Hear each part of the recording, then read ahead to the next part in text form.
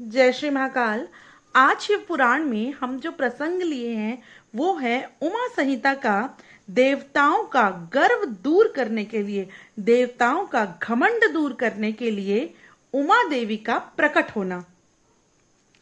एक समय की बात है, देवताओं और असुरों के बीच भयंकर युद्ध छिड़ा और उस महायुद्ध में देवताओं की विजय हो गई। इससे देवताओं को अपनी शूरवीरता पर बड़ा घमंड हो गया। वे आत्म प्रशंसा करते हुए इस प्रकार बातचीत करने लगे कि हम लोग तो धन्य हैं, हम लोग तो शूरवीर हैं, हम लोग तो परम शूरवीर हैं, क्योंकि हम लोगों ने सारे दैत्यों को हरा दिया, सारे दैत्यों का विनाश कर दिया। हम लोगों में आश्चर्यजनक तेज है, हम पूरे सृष्टि का विनाश कर सकते हैं, पूरे सृष्टि की रचना कर सकते हैं, हम बहुत महान हैं।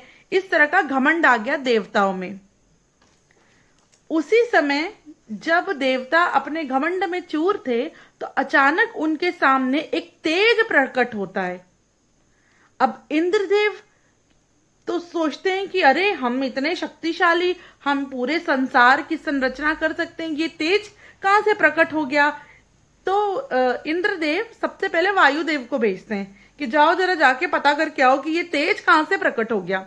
तो जब वायुदेव जाते हैं उस तेज के पास, तो वो वायुदेव के पूछते हैं कि आप कौन हैं भाई, आप बताएं आप कहां से प्रकट हुए हैं।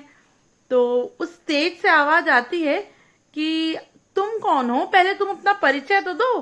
तो वायुदेव कहते हैं कि मैं वायुदेव हूं, मैं पूरी सृष्टि का संचालन करने में समर्थ हूं, आप कौन हैं आप बताएं। तो उस तेज से आवाज आती है कि अगर आप वायुदेव हैं, इस पूरी सृष्टि का संचालन करने में समर्थ हैं, तो आप एक काम करिए, यहाँ एक तिनका पड़ा है, जरा इसे हटा के बताइए। तो वायुदेव प्रयत्न करते हैं, खूब प्रयत्न करते हैं कि वो उस तिनके को हटाएं, लेकिन वो समर्थ नहीं हो रहे होते हैं, नहीं कर पाते हैं ऐसा। वायुदेव वापस जाते हैं स्वर्गलोक और स्वर्ग जाके इंद्र देवता से कहते हैं कि हे इंद्र, मैं बड़ी दुविधा में हूं, उस तेज का तो मैं कुछ नहीं कर पाया, उस तेज का के बारे में तो मैं कुछ भी नहीं समझ पाया कि कौन है, कैसे क्या प्रकट हुआ है वो तेज। तो ऐसी बात सुन के इंद्र देवता क्रोधित हो जाते हैं। फिर इंद्र देवता सूर्य देव को भेजते हैं। ऐसे धीरे धीरे करके इंद्र देवता एक एक एक एक करके सारे देवताओं को भेजते हैं, ये पता करने के लिए कि वो तेज कहां से प्रकट हुआ है। लेकिन जितने भी देवता रहते हैं वो ये पता करने में समर्थ नहीं हो पाते हैं कि वो तेज कहां से प्रकट होता है। तो सभी देवता बड़े निराश हो जाते हैं। वो वापस जाते हैं इंद्रदेव के पास, कहते हैं कि हे इंद्रदेव, अब आप ही कुछ करिए, क्योंकि हम तो उस तेज के बारे में पता करने में बिल्कुल समर्थ नहीं है। तो उन देवताओं पर उन सभी देवताओं की ऐसी बात सुन के इंद्रदेव फिर क्या करते हैं, वो स्वयं जाते हैं ये पता करने के लिए कि वो तेज कौन है। तो जब इंद्रदेव उस तेज के पास जाते हैं तो वो जो तेज रहता है वो एकदम से अदृश्य हो जाता है।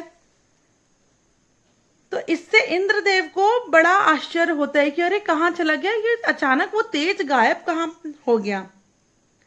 फिर इंद्रदेव मन में विचार करते हैं कि जिसका ऐसा चरित्र है, मुझे उसी सर्वेश्वरी की शरण लेनी चाहिए। इंद्रदेव को समझ में आ जाता है कि ऐसा चरित्र और ऐसा करने वाली सिर्फ और सिर्फ देवी महामाया, सिर्फ और सिर्फ देवी उमा ही हो सकती हैं, और दूसरा इस संसार में ऐसा कोई नहीं कर सकता। तो ऐसा विचार करके इंद्रदेव उमा देवी की शरण लेते हैं। फिर उन देवताओं पर दया करके और उनका गर्व हरने के लिए चैत्र शुक्ल नवमी को दोपहर में वहां प्रकट हुई उमा देवी।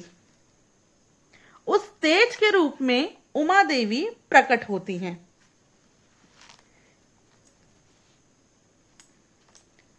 और उमा देवी प्रकट होके कहती हैं, मैं ही पर ब्रह्म परम ज्योति युगल रूप धारिणी हूं। मैं ही सब कुछ हूं। मुझसे भिन्न कोई पदार्थ नहीं है। मैं निराकार होके भी साकार हूं। मैं सर्वत्व रूपिणी हूं। मेरे गुण अतुलनीय हैं। मैं नित्य रूपा हूं। मैं ही कभी प्राण वल्लभा आकार धारण करती हूं और कभी प्राण वल्लभ पुरुष का आकार धारण करती हूं। कभी स्त्री और कभी पुरुष और कभी दोनों रूप में एक साथ प्रकट होके मैं ही अर्धनारीश्वर रूप हूं। मैं सर्वरूपिणी ईश्वरी हूं। मैं ही सृष्टिकर्ता ब्रह्मा हूं। मैं ही जगत का पालन करने वाली विष्णु हूं और मैं ही इस जगत का संहार करने वाली रुद्र हूं। संपूर्ण विश्व को अपने हिसाब से चलाने वाली, अपने मोह में डालने वाली मैं ही ईश्वरी हूं। काली, लक्ष्मी और सरस्वती आदि संपूर्ण शक्तियां तथा ये संपूर्ण सकल कलाएं मेरे अंश से ही प्रकट हुई हैं। मेरे ही प्रभाव से तुम लोगों ने संपूर्ण दैत्यों पर विजय प्राप्त की है। मुझे सर्व विजयिनी को ना जानकर तुम व्यर्थ में ही घमंड कर रहे हो। तुम व्यर्थ में ही ये सोच के बैठे हो कि सब कुछ तुमने किया। उमा देवी की ऐसी बातें सुन के इंद्र तुरंत उनके हाथ जोड़ते हैं, उनकी शरण में जाते हैं और उनसे माफी मांगते हैं। और इंद्रदेव कहते हैं कि हे उमा देवी, हे सर्वेश्वरी, हे ईश्वरी, हमें माफ कर दीजिए। हम घमंड में आ गए थे। हम ये सोचने लगे थे कि हम ही हैं जिन्होंने हम सर्वशक्तिमान हैं और हमने ही सारी सृष्टि की रचना की है और हम ही सारी सृष्टि का पालन करते हैं और हम ही सारी सृष्टि का संहार करने में, सारी सृष्टि चलाने में समर्थ है। हमें बहुत बहुत माफ कर दीजिए। ऐसा बोल के इंद्र और सभी देवता सर्वेश्वरी उमा देवी की शरण में जाते हैं। तब से सब देवता गर्व छोड़कर एकाग्रचित हो पूर्ववत विधि पूर्वक उमा देवी की आराधना करने लगे। इस तरह ये प्रसंग जो भी मनुष्य सुनता है इस संसार में, उस मनुष्य का हर प्रकार से कल्याण होता है। जय मां दुर्गे, जय उमा देवी। हर हर महादेव।